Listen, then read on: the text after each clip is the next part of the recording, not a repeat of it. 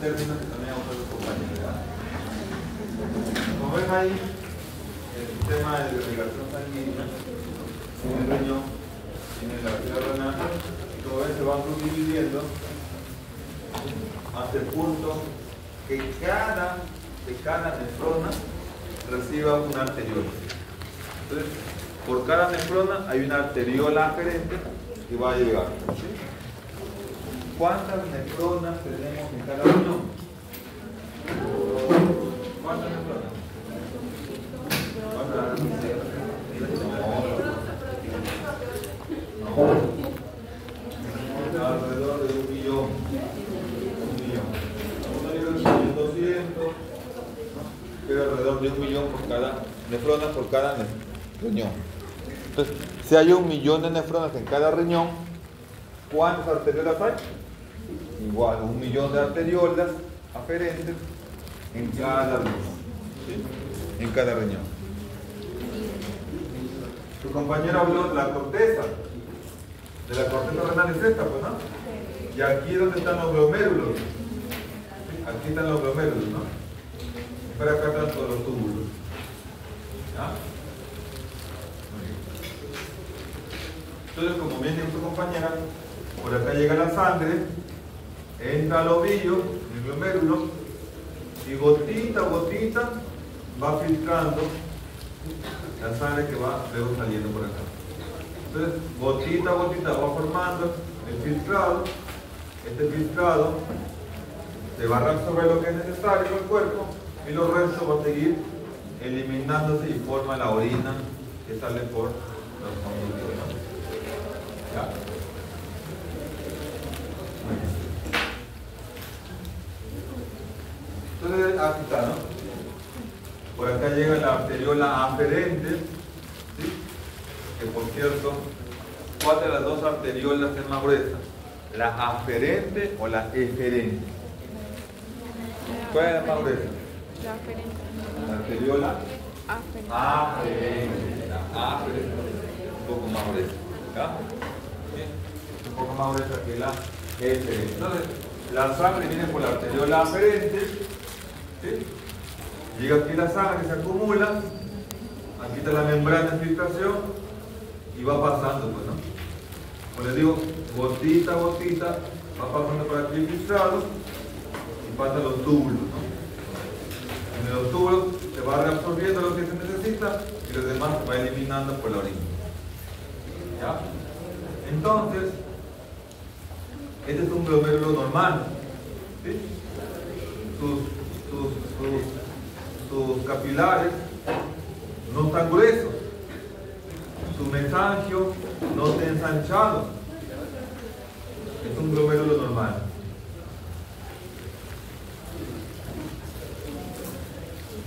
Entonces,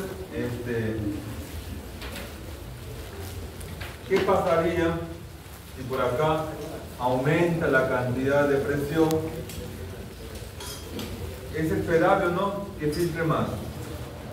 Si viene la sangre con más presión, ¿será esperable que filtre más? Sí, pues, si viene más presión arterial, es esperable que filtre más. ¿Ya? Entonces aquí se da el estado de hiperfiltración glomerular. ¿Ya? Es un término que da su compañero, ¿no? ¿Ya? Miren, tu compañera habló de que la enfermedad renal crónica, dos datos: o está disminuida la filtración glomerular, ¿sí? O estando normal la filtración glomerular. Si hay un daño evidente de los riñones, persistentemente, se va a hablar también de enfermedad crónica. ¿Ustedes creen cuál de las dos imágenes progresará a daño de los riñones? ¿El de la derecha o el de la izquierda?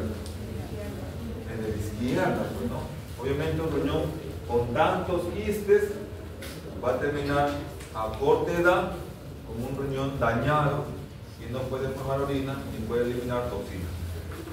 En cambio, aquel que tiene un solo quiste, es probable que no progrese esa enfermedad. ¿Ya? Muy bien. Para que un problema obstructivo cause insuficiencia renal, tendría que la lesión, la obstrucción está aquí abajo. ¿Sí?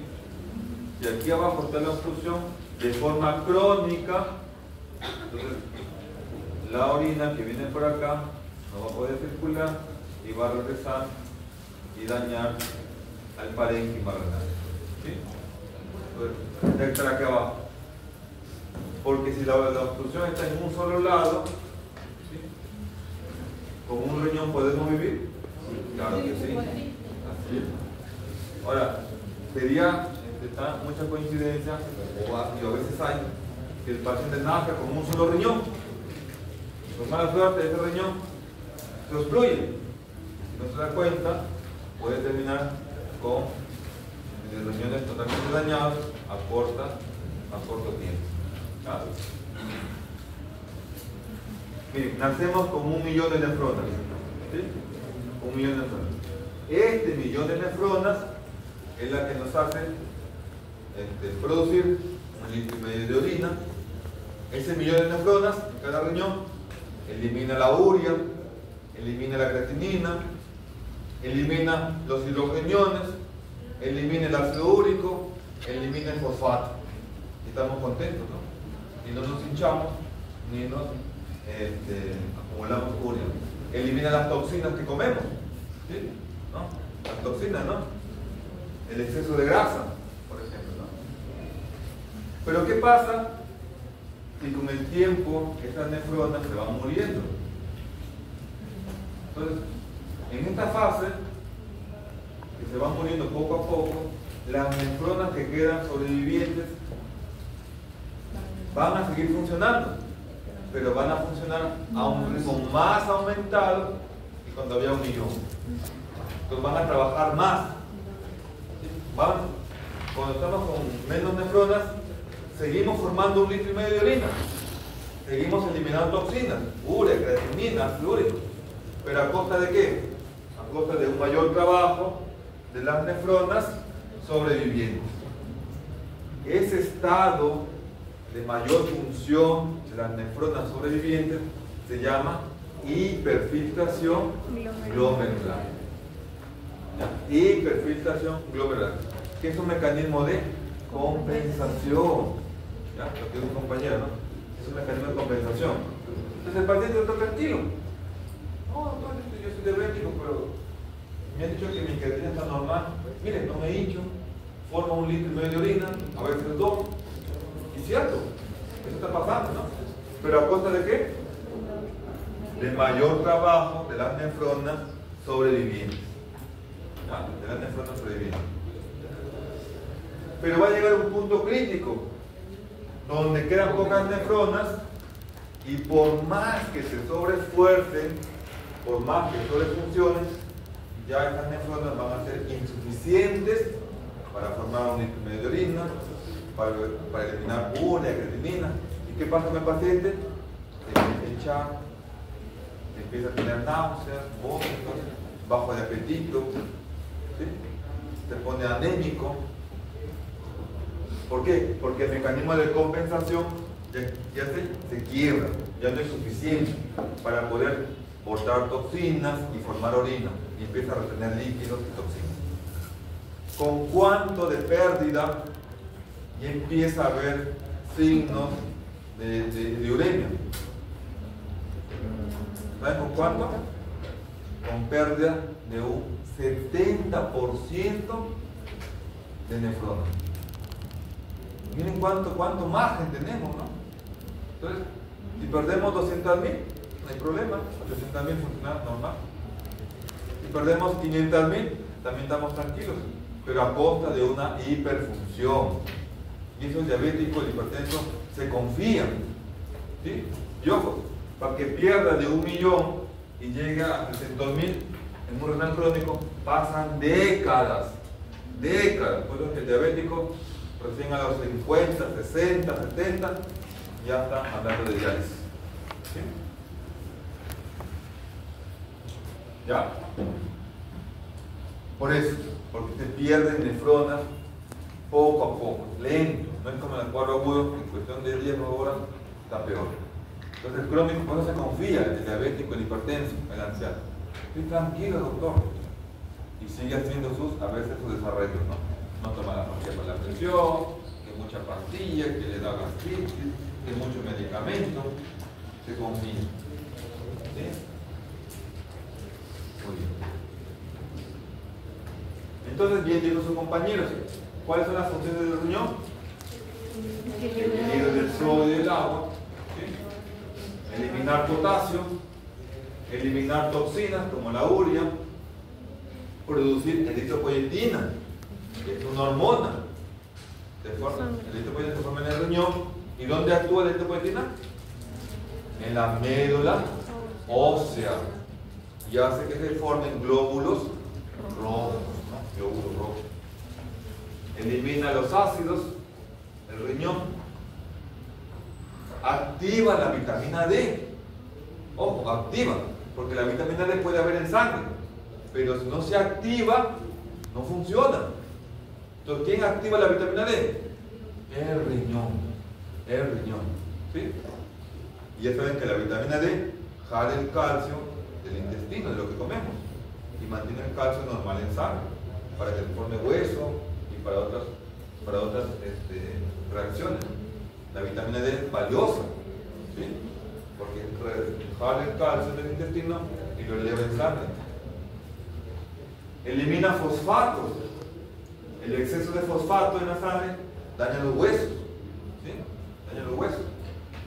¿Ya? Este cuadro de su polvo, este de su polvo. Después vamos a hablar de los síntomas. Esas son las funciones del riñón. Valiosas, ¿cierto? Función hormonal, vitamínica, ácido base, toxinas, y electrolitos, ¿no? Sodio, potasio y el agua. Entonces, ¿cómo se conceptualiza enfermedad crónica? Como afección estructural y funcional, como dijo su compañera. ¿Qué término utilizó? Persistente. Irreversible. ¿No? Irreversible. ¿Sí? Ya no regresa a su valor de antes. ¿Sí? Si tiene 2 de creatinina y de aquí a los 3 o 4 o 5 meses le tomó otra creatinina y sigue en 2, eso ya es renal crónico, ya no regresa a su valor normal. Ya no regresa. Por eso dice que es irreversible, y aquí le pone un tiempo, más de 3 meses, más de 3 meses. Bueno, a veces puede estar normal la creatinina. No, doctor, me tienen que hacer 0.9. Y mi depuración me han hecho, mi depuración en el laboratorio, y tienen 120. Pero, ¿qué pasa si el paciente que es diabético ya se encuentra proteínas en la orina? O si de repente un paciente que persistentemente también tiene sangre en la orina. O de repente le hemos encontrado muchos quistes en el riñón, pero tiene buena función del filtrado glomerular. ¿Sería o no sería catalogado como RC? Sí, pero ¿qué estadio? 1, porque tiene más de 90 de filtrado, de depuración. ¿No? Porque ya sabemos que este paciente con proteinuria persistente, con hematuria persistente o con daños múltiples en el riñón, va a terminar en el tiempo afectado su función y estadiaje de la función renal. ¿Ya? Entonces sería estadio 1 en ese momento. Y no olviden, encontrar sangre en la orina o encontrar proteínas en la orina, bien dijo su compañera, aunque no lo explicó muy bien, pero puso muy buena diapositiva, ¿no? Su compañera Gutiérrez, Dayana, ¿no? Puso muy buena diapositiva, ¿no? Sino que mucho leyó, pues, ¿no? Pero fíjense ahí que la albúmina en la nefrona, cuando se filtra, cuando pasa, es tóxica para la nefrona, es proinflamatoria. y causa muerte y apoptosis de la nefrona. ¿Sí? ¿Ya? Entonces, encontrar proteínas en orina de forma persistente, ese paciente va a terminar en el tiempo con una función renal más deprimida que si no tuviera esa proteína. ¿Ya? Eso es cuando hay estadio 1, ¿no? 1 y 2. Pero si ya tiene un filtrado menos 60, ahí no hay duda con un filtrado C. ¿Ya? Ahí no hay duda que filtrado C. Ahí están los estadios, ¿no? ¿Cuántos estadios hablaron? 5. ¿Cuál es el que tiene 2 divisiones? 3. ¿Cuál es el punto de corte? De los 2, 3. El 45. El 45. ¿Ya? El 45 divide 3A y debajo 45, 3B. Ahí está, ¿no? Estadio 1, filtración, más de 90. ¿Sí? Más de 90. Estadio 2, hasta 60 y menor de 90. ¿Sí? Estadio 3, menos 60. 3A hasta 45 y 3B de 45 a 30. El estadio 4, menos de 30, y el 5, menos de 15. ¿Sí? Menos de 15. Entonces, un paciente puede estar con más de 90 filtrado glomerular, pero si tiene proteinuria persistente, hematuria o muchos quistes, se va a catalogar como RC estadio 1. Pues no, 1. ¿Sí? 1.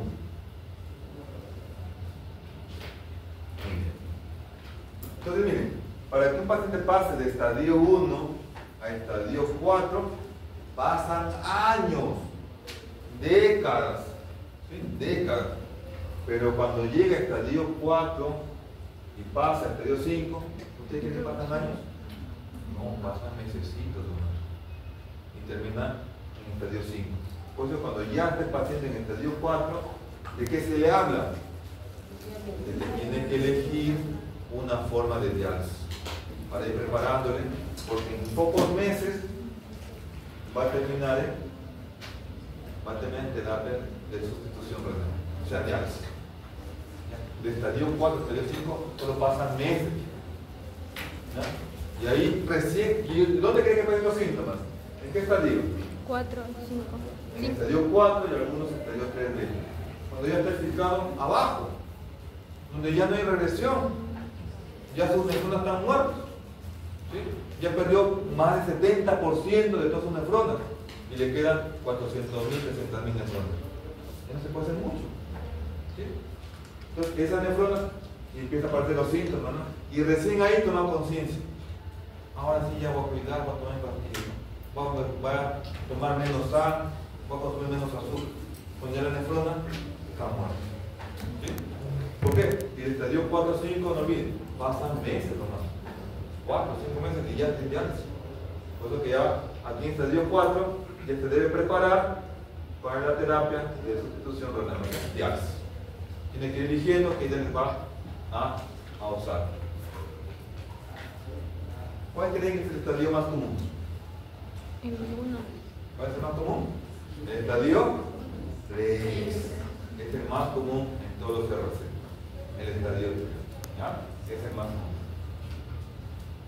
Entonces, ¿será o será valioso identificar a un paciente diabético o hipertenso en estadio 1 y 2? Claro, porque si yo manejo bien esa presión arterial, esa diabetes, disminuye la proteinuria, ese paciente va a tener muchas décadas de enfermedad, pero de progresión más lenta que si lo dejo a su libre albedrío. Por eso es valioso, ¿ya? Es valioso identificar los estadios 1 y 2, ¿ya? 1 y 2, donde hay signos de lesión renal. ¿Cuáles son los signos de lesión renal? La albuminuria, o múltiples quistes, o hematuria persistente, ¿no? Les digo. Miren, como bien dijo su compañera, ¿no? ¿Cuál es la principal causa de RC? Nefropatía diabética. La diabetes. ¿Cuál es la segunda causa? Hipertensión. La hipertensión. Diabetes, hipertensión. Luego vienen las autoinmunes, ¿no? Entonces hay que trabajar mucho con los diabéticos, con los hipertensos. ¿Y quién maneja los programas de hipertensión? ¿Quién maneja el programa de diabetes? Pues allá hay mucho que trabajo, en prevención primaria. ¿Sí? Entonces algunos controles, o enviar al médico cada 6 meses o cada 1 año para que haga sus controles, ¿no? De algún en orina, de examen de orina, para ir detectando a tempranas fases la lesión renal. ¿No? Ese es un gráfico de la gente, ¿no? Igual en Estados Unidos lo mismo, miren. ¿Cuál es la principal causa? Diabetes, hipertensión. Entonces, hay mucho por hacer con el diabético hipertenso. ¿Sí? Uno de ellos es prevenir el avance rápido a enfermedad renal crónica terminal. Se habla que la raza negra está más predispuesta a hacer ERC por 2 motivos, ¿no? Uno, porque ellos más hacen hipertensión, ¿sí? más hipertensión tienen ellos. Y 2, porque puede haber algunos genes que pueden facilitar esta hipertensión y hacer RC más pronto que los pacientes que no son de raza negra. ¿Ya? Entonces también hay el tema de la raza negra. Entonces, ¿cuál es el punto clave, el punto central de que un paciente termine en diálisis? ¿Dónde pasa todo? En la muerte y la pérdida de nefronas. ¿Ya? Si pierde nefronas, ¿no? Pierde nefronas, ¿ya? Poco a poco, esta función va a ir cayendo, pues, ¿no? Cayendo. Y no cae, como les digo, en 1 o 2 años. La función renal viene a caer cuando ya sus nefronas están muertas o dañadas en más de 70%.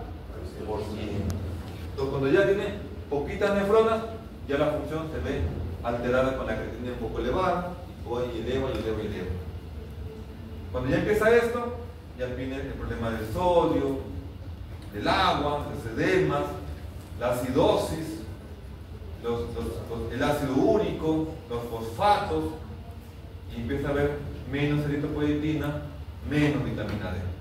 ¿Dónde parte todo? En la pérdida de nefronas. ¿Ya? Solo que como les dije, no se da cuenta al inicio. ¿Por qué? Porque la pérdida al inicio es compensada por las que quedan funcionantes, pero a costa de un mayor trabajo. Es lo que les dije, ¿no? Al inicio el millón trabaja muy bien, pero si se van muriendo o perdiendo nefronas, las demás tienen que hiperfuncionar. De ahí el término, ¿no?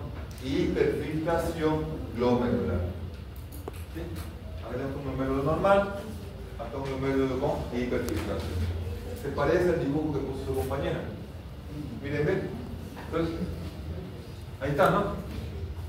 Un glomérulo que reciba más.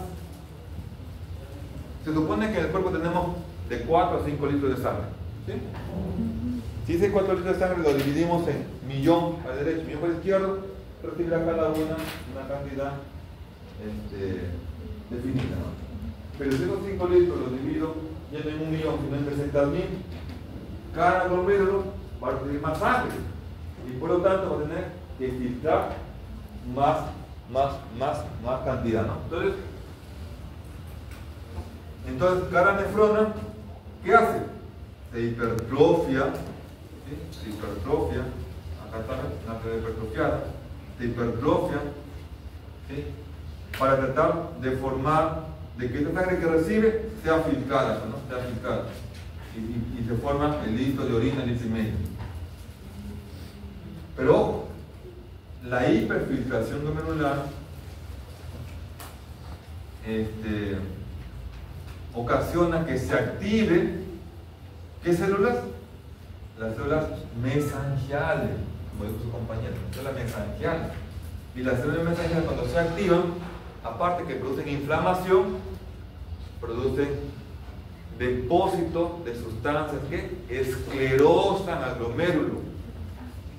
Y ahí aparece la esclerosis, o sea, fibrosis, ¿no? Fibrosis. Se daña el glomérulo, la matriz y también el endotelio. Entonces, este glomérulo que se está esclerosando ya deja de funcionar. ¿Sí? Deja de funcionar. Y esta nefrona, ¿quién va a cumplir su función? Las que van quedando funcionantes, tienen que hiperfuncionar. Pero ojo, en el paciente que tiene nefronas que van perdiendo, si antes el millón recibía 5 litros de sangre y hoy 500.000 reciben los 5 litros, ¿usted cree que esas nefronas que quedan recibirán igual de presión o más presión que si hubiese 1 millón? Si quedan menos nefronas, recibirán más presión porque la sangre es la misma, pero hay menos glomérulos. Entonces también va a haber un estado de hipertensión glomerular. Y la hipertensión glomerular afecta más, hace más rápido la presencia de glomerulosclerosis. Entonces, si está pasando eso por la pérdida de nefronas, va a haber hiperfiltración y a la vez va a haber hipertensión glomerular. Ahí van dos términos: hiperfiltración glomerular e hipertensión glomerular. Las dos, ¿qué terminación con el glomérulo? Esclerosando, perdiendo nefronas. ¿Sí? ¿Ya? Entonces acá hay fibrosis. Entonces las nefronas que quedan van a tener que trabajar más para poder mantener el equilibrio. Entonces, ese estado de hiperfiltración, ¿cómo se le conoce? Como un mecanismo de compensación, ¿no? Al inicio está bien, está bueno, pero poco a poco esas nefronas que están hiperfuncionando terminan muriéndose, terminan no funcionantes y dan más carga a las que quedan bien. Esas que quedan bien van a hipertrabajar y de esas van a morir un poco y vuelta le van a trabajar a quién, a las que van quedando, y se forma el círculo vicioso. Entonces, a largo plazo, la hiperfiltración glomerular, ¿en qué termina? Glomerulosclerosis. Glomerulosclerosis. ¿Sí? ¿Ya? Esto fue lo que hablé, ¿no? Al haber aumento de presión hidrostática, porque son ya menos glomérulos los que tienen que filtrar los 5 litros, ¿sí? Va a haber un estado de hipertensión y esa hipertensión se transmite a cada glomérulo, ¿no? A cada glomérulo. Y se ha visto, ¿no? Se ha visto que en RC la arteriola aferente, ¿sí? La arteriola aferente se vasodilata y al dilatarse la arteriola aferente le llegará menos sangre o más sangre a cada glomérulo. Más sangre, por lo tanto más presión interglomerular. ¿Qué hace eso? Más daño finalmente al glomérulo de nefrona. ¿Ya? Entonces, eso está pasando en las nefronas. ¿Quién es una de las células que más colágeno, que más se activa? Las células mesangiales. Liberan una serie de sustancias que terminan esclerosando al glomérulo. ¿Sí? Al glomérulo. ¿Todo bien? Hiperfiltración glomerular. Va a haber hipertensión interglomerular. Y como les mostré en la figurita, va a haber hipertrofia glomerular. Que al inicio está bien, porque mantiene al paciente en buen equilibrio, pero a la larga es dañina para cada nefrona. ¿Ya? Se van dañando, ¿no? Y ahí está, ¿no? Se fibrosa de cada glomérulo que está en estado de hiperfiltración. ¿Ya? Si aparte está perdiendo nefronas por su RC, ¿no? por su enfermedad, hay proteinuria, ¿sí? O hay hipertensión mal controlada, ¿no? Hemos dicho que la proteinuria es tóxica, proinflamatoria, porque daña al glomérulo, que termina activando a las células mesangiales, que produce necrosis tubular, esclerosis glomérulo. Si hay aparte hipertensión arterial, sigue comiendo sal, no hace dieta, ¿sí? No toma las pastillas, la hipertensión y la proteinuria de veneno diabético, si no se controla, si no se disminuye, va a terminar dañando más rápidamente a esas nefronas y va a terminar más corta edad en diálisis. ¿Sí? En diálisis. También se habla de estos factores, ¿no? Las grasas en aumento, el fumador, ¿no? Que pueden facilitar, ¿no? Facilitar la lesión nefrológica, ¿no? La lesión de cada nefrona. ¿Ya? Entonces miren lo valioso que es que un diabético, un hipertenso lleve un tratamiento adecuado y un seguimiento adecuado. Estos factores no están del todo demostrados, ¿sí? Pero si lo hay, ¿no? Si hay estos factores y si ya hay algún indicio de que nos dice que puede progresar la RC, ¿qué sería mejor, dejarlo o tratarlo? Tratarlo, aunque no está del todo demostrado, ¿no? Pero los anteriores, estos sí están demostrados, que dañan y hacen más rápida la progresión de la RC, ¿ya? Entonces, esto fue el mecanismo de la pérdida de nefronas y su mecanismo de compensación, ¿ya? Cuando ya el paciente empieza a tener edema o hipertensión, ¿usted cree que está en fase inicial o fase avanzada del RC? Avanzada. Cuando hay edemas en el renal crónico, está en estadio 5. Antes del 5 no aparece edemas. Cuando esté hinchado, recién toma conciencia. Y ya está en estadio 5. Ya no hay nefronas que recuperar. Ya no hay nefronas por proteger. ¿Sí? Ahí empieza a retener agua, empieza a retener sodio y hay hipertensión, hay edema. El potasio, ¿creen ustedes que se altera su eliminación en fase inicial, intermedia o avanzada?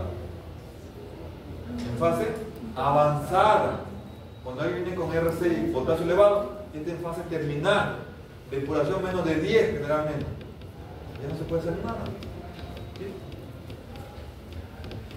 Entonces, los síntomas en el renal crónico suelen ser de fases avanzadas, ¿no? Las intermedias son inespecíficas, de sabor a metal, que pierde un poco el apetito, que se siente desganado, ¿no? Son síntomas inespecíficos, ¿no? Muy bien. Entonces, cuando ya hay hipertensión y edema o potasio elevado, es una fase avanzada de la RC, estadio 5.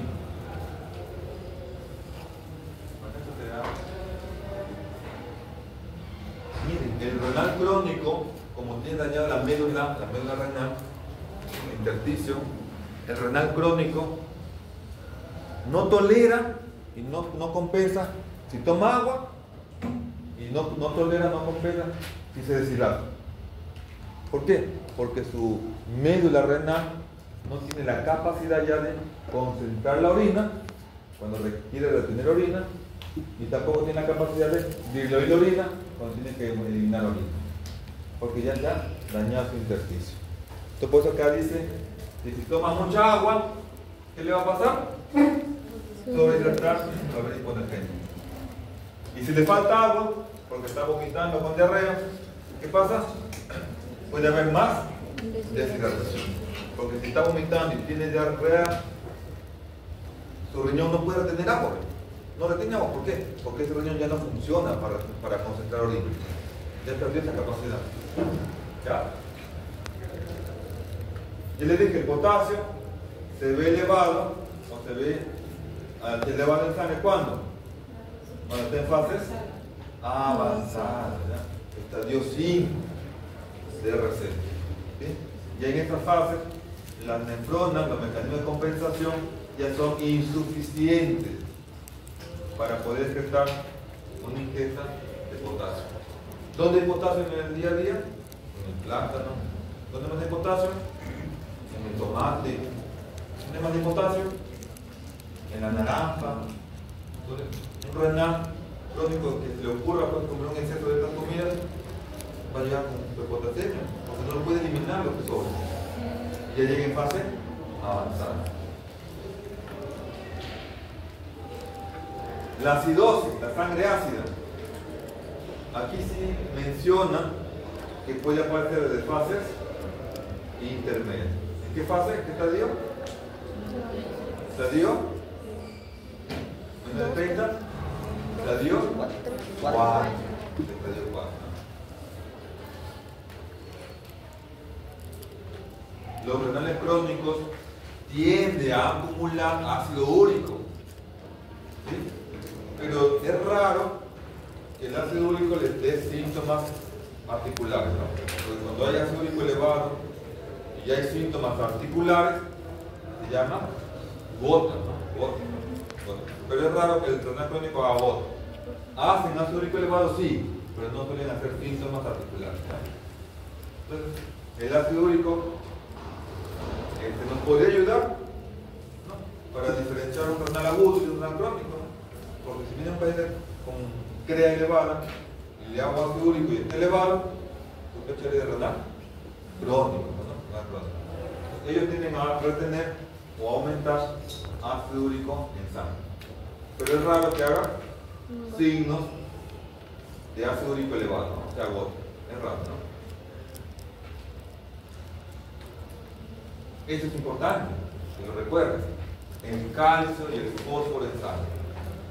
Los renales crónicos, su tendencia es a tener calcio disminuido y fosfato, fósforo elevado. Esa es su tendencia. ¿Ya? Esa es su tendencia. Ahora, ¿por qué? Como hemos visto, el riñón pierde nefronas. Al perder nefronas, no va a haber quien active aquí a la vitamina D. Si la vitamina D no se activa, no hay quien jale el calcio del intestino que comemos al hueso, a la sangre. ¿Sí? Entonces, ¿qué pasa con el calcio? Empieza a disminuir. Y el fosfato empieza a elevar. ¿Sí? Empieza a elevar. Entonces, ese tema del calcio y el fósforo van a actuar otras hormonas que vamos a hablar. ¿Y a quién afectan?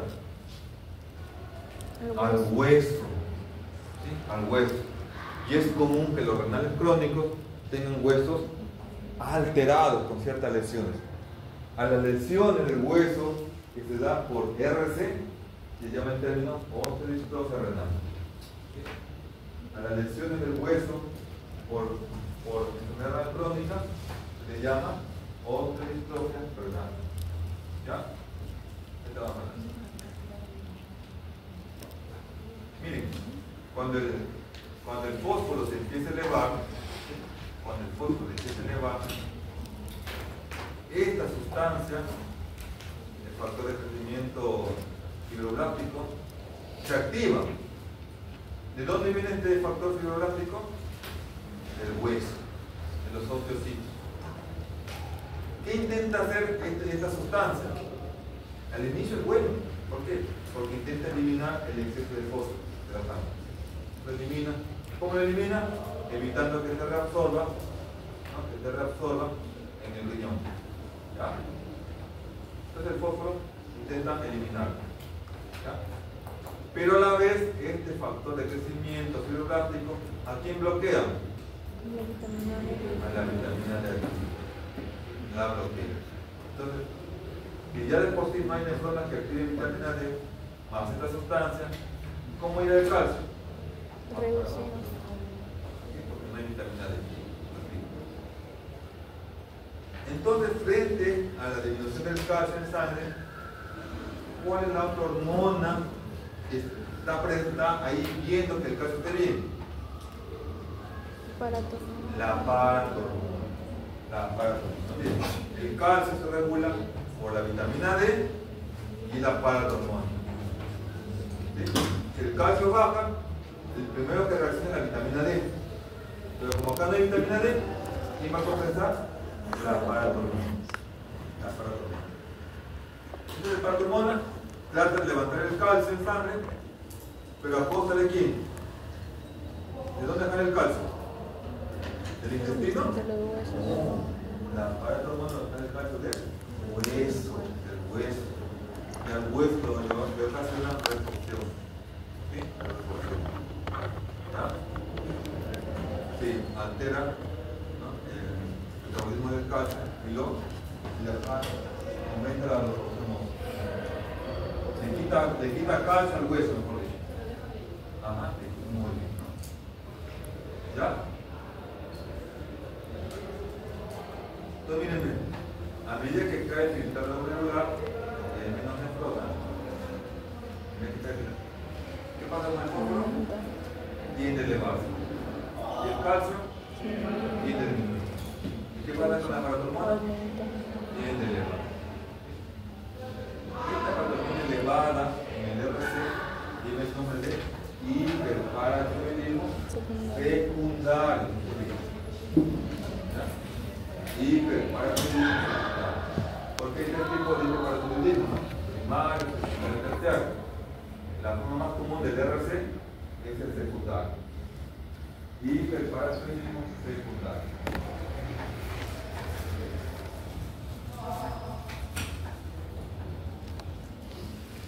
¿Y cuál es el problema con el hiperparatiroidismo secundario? ¿Hemos dicho? La resolución. Alteraciones 2, al final, ¿dónde termina todo? En el hueso, dañando al hueso. Dañando al hueso. Dañando al hueso. Ahí está el barreras. Disminuye la masa renal. Disminuye la eliminación del fósforo. Entonces el fósforo en sangre se eleva. ¿Y se activa? El factor de crecimiento fibroblástico. Por un lado, este de acá, ¿qué hace? Elimina el fósforo por el riñón, pero a la vez también elimina el fósforo por el intestino. Pero aquí bloquea, hemos dicho, la vitamina D. Si falta vitamina D, ¿qué pasa con el calcio? Disminuye. Entonces, ¿quién se eleva? La paratormona. Y la paratormona afecta al hueso. A esas lesiones en el hueso de RC por la paratormona se le llama osteoartritis. Y hay varias formas, ¿no? Esta es la más común, la osteoartritis fibrosa quística, que consiste en que en el hueso aparecen huecos, quistes, quistes óseos. ¿No? Y en otra forma de osteoartritis renal, la osteomalacia. La que es más propia de la paratormona es esta, ¿ya? La osteoartritis fibrosa. La osteomalacia es más propia de la falta de vitamina D.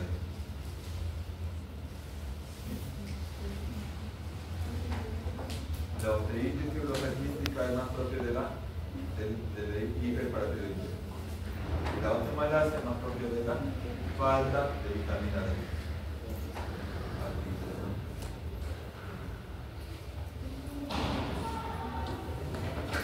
Osteoartritis fibrosa. Osteoartritis.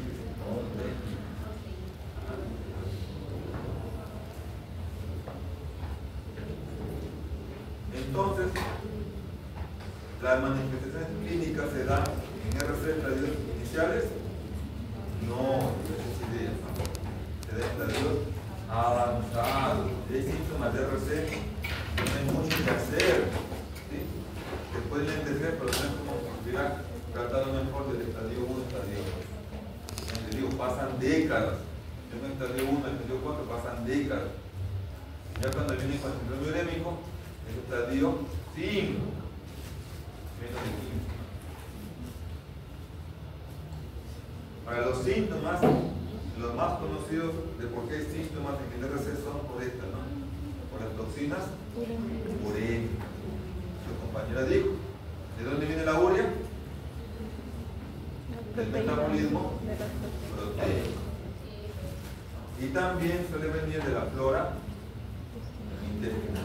Entonces, un RC a veces no tolera una ingesta proteica excesiva. Miren las toxinas urémicas. La más conocida, la urea. Especialmente esta, la guanidina. Y esta guanidina, su efecto es que altera el sistema de defensa. ¿Sí? Ya saben que el RC es más fácil de crecer. Es más fácil de crecer.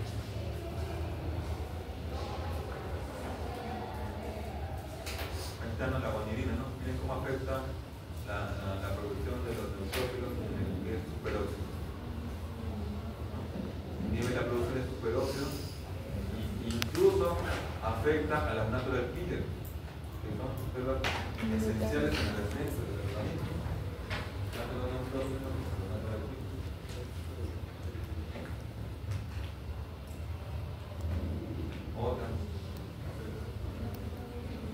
Otras toxinas urémicas,